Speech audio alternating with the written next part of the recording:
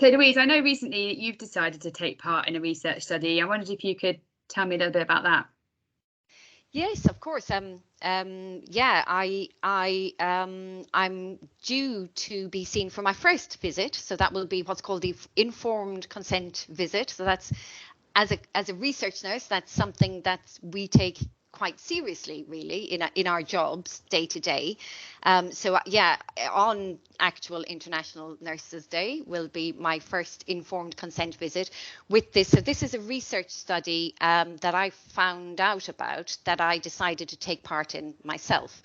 So it's not mental health research. It's a study which is establishing a biobank to investigate cancer. I don't have cancer myself, so they're seeing people who have a cancer diagnosis and people who do not have a cancer diagnosis.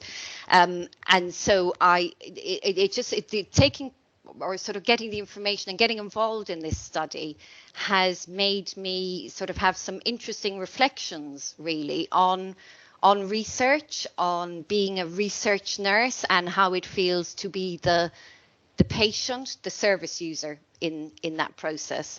And it made me reflect on so quite often as a research nurse, you will have your participant and you do all of the things to the, you do the informed consent visit, you do the data collection, and it's just quite interesting to be on the receiving end of that and thinking about the motivations that people have for taking part in research. And for me, it was quite a personal motivation. A friend of mine died recently of cancer. And so when I saw this study, I was interested and kind of thinking, oh, that would be a really worthwhile thing to take part in.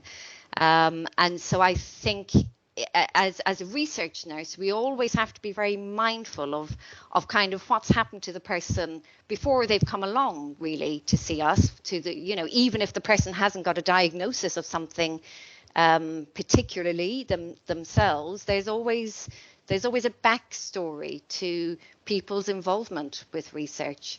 And it's just sort of made me reflect again on the importance of, like I mentioned earlier, my first visit is what's called an informed consent visit. And that's exactly what it is, informed consent. And you have to be so careful that people are taking part with all of the information and that they know what the study is about and they know the implications of their involvement. They know what's going to happen with their data. They know how many visits is going to be and all of those kinds of things that I do routinely myself in my day-to-day job. But taking part in a study myself has made me have some very important reflections on